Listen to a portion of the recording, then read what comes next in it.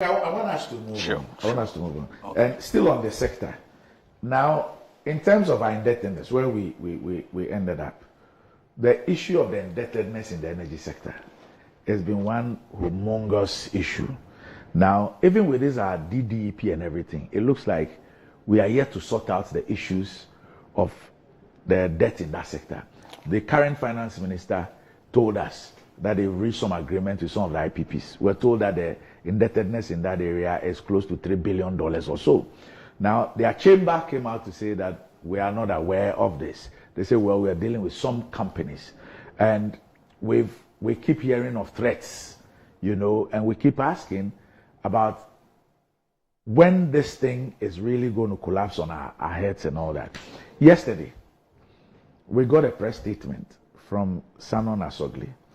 And they say that Sanon Asogli Power Ghana Limited regret that they have been compelled to suspend operations since Tuesday, the 8th of October 2024. The shutdown happened at 5 p.m. that day.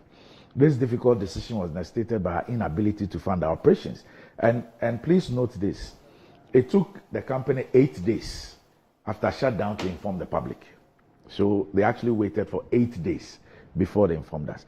So this difficult decision was necessitated by inability to fund our operations because of the failure of the Electricity Company of Ghana to honor the overdue payment obligations and their various promises to that effect. Sanon Asogli Power Ghana has over the years been very considerate in its dealings with ECG and the government, and unlike other independent power producers, has not even invoiced ECG for accrued idle capacity charges. Despite this, ECG owes Sanon Asogli a net, excluding fuel, receivable amount of $259 million. As at the end of September 2024, our debt has grown by 23% on a net balance.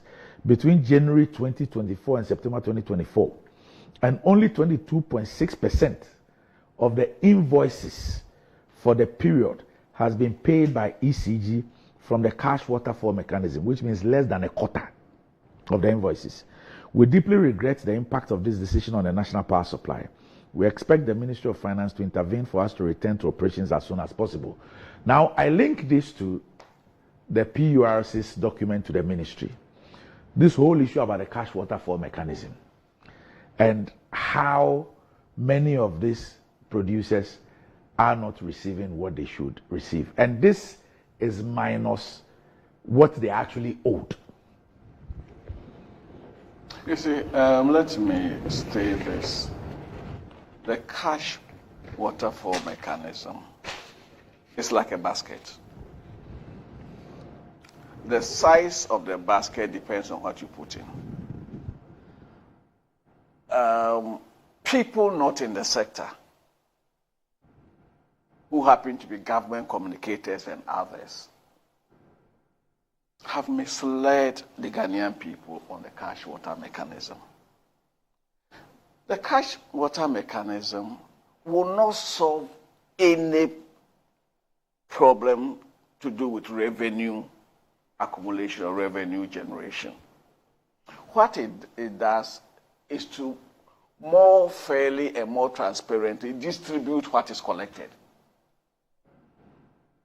So efficient distribution of what is collected, equitable distribution of what is collected, does not resolve the underlying factor of inadequate revenue.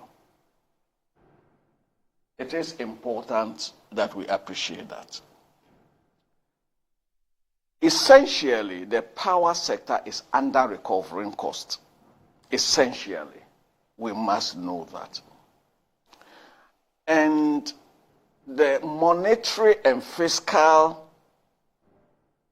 mismanagement, or let me rephrase, the poor management of the monetary and fiscal policy of this nation exacerbates the challenge of the power sector.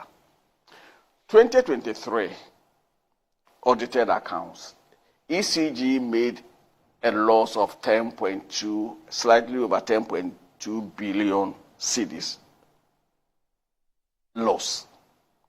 They did same in 2022, slightly above 10 billion in 2022. In 2023, it increased slightly from the 2022 figure. out of the 10.2 billion CD loss made by ECG in 2023, exchange losses alone accounted for over 8 billion cedis. Exchange losses. How do exchange losses come about? They come about because of the depreciation of the cedi. So yes, we can put the whole 10.2 on the heads of ECG. But out of the 10.2, 80%, slightly above 80%, arose out of poor fundamentals of the exchange regime. Arose because we had failed in our monetary policy. Arose because the fiscal disequilibrium impacted negatively. And ECG is at the receiving end because ECG is the contracting party to power purchase agreements.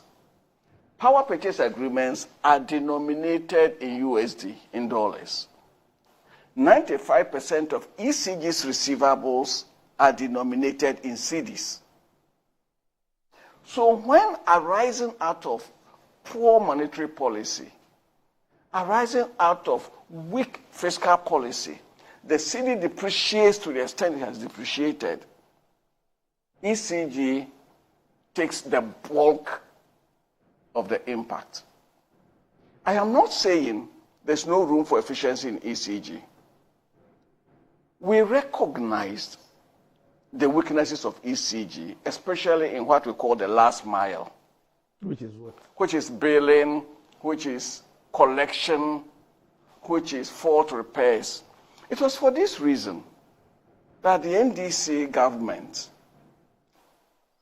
opted to use the compact to fix the distribution side of the power sector. It was for this reason that we opted for the concession arrangement. Indeed, I was minister, I went to cabinet. We had two options at the time with the compact. We either had to do the concession agreement or do privatization, outright privatization. Sell part of the shares, the equity of ECG, to the private sector.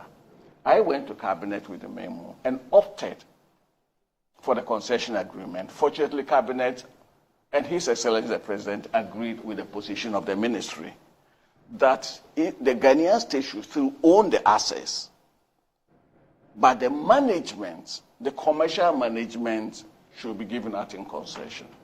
The configuration was that we're going to get about around $500 million from the compact as grant, not loan. But the investor coming in, the one coming to manage the concession, should also bring the equivalent of our 500 million, inject that into the distribution sector. So overall, we're going to have a minimum of $1 billion injected in the distribution sector. That will replace obsolete transformers, obsolete lines, proper metering. For example, very few Ghanaians know that a meter is supposed to be calibrated minimum every 5 years. There are people who have used meters for 15 years, the same. And when a meter goes beyond its period of calibration, it tends to underread. In fact, some even read negative. And so when they bring a new meter, it's replaced with a new meter. Say, hey, these new meters, they run like Usain Bolt. It's because the old one, the 10-year, 15-year, 20-year-old, was under reading. So we're supposed to do all this. And the configuration was that at least 20% equity in that concession company, the entity that will run the concession, should be in Ghanaian hands because we believe in local content and local participation. We had gone very far. Then the people of Ghana decided to give us the boot in 2016. A new government comes without talking to some of us. For whatever reason, they decided that the configuration that was to bring in the big boys with deep pockets, was not good enough. So they changed the configuration that Ghanaian entities must have 51%, minimum 51% equity, and then the foreigners 49%. What that means in management, in corporate governance, is that the foreign company bringing its reputation and bringing the $500 million on board will lose boardroom control. And therefore the big boys withdrew. And that was how the PDS arrangement came in, and they had to water down the conditions. There was no way a Ghanaian company could bring in $500 million because ECG, the distribution sector, also needs capital injection. And that led to all this PDS debacle. So we had recognized that there was a weakness in the distribution sector. And ECG is the bigger of the two distribution companies. Netco accounts for about 64%, about 56% of the land mass of Ghana is covered by Netco. But they only carry 10% of the revenue. Tema alone is bigger than, uses more power than the whole of the Netco region. So the concentration is on ECG, even though they only account for about 46% of the land mass. That was the concentration. That we have not done because we messed up with the concession agreement. But you see, the biggest problem facing the power sector today is the exchange rate regime. The exchange rate regime. Okay. I'm told sometimes the ECG buys about $40 million a month. That is for fuel. That is not to pay. That is to pay. No, they need. You see, the agreement PURC and the stakeholders reached was that ECG should pay $43 million a month dollars to the IPPs. But that is not the invoice price. The invoice price is above the 43. Okay. And that the balance should be rolled forward into the future. Okay. That was the agreement they reached in the last challenge. Okay. And that means ECG should be collecting minimum 2 billion cedis a month. ECG is collecting about 800 million. Okay. Instead of 2 billion? Yes. But the Haptel, I thought they said the Haptel is bringing all the money. That is you see, that is another issue, but probably won't go there. But so there is a fundamental, there is the micro and there's the macro. All right. The micro is internal to ECG, managerial practices, procurement, and too many decisions in Ghana in the public sector are procurement-led, not business-led. We don't make a business case and say, oh, when we do this, there is this on this. So too many decisions are procurement-led, like the Haptel. So, but there is also the macro. The exchange rate regime is beyond ECG. And if 80% of their loss in 2023 arises out of exchange losses, then the managers of the national economy have done us a disservice by creating this debilitating exchange rate regime.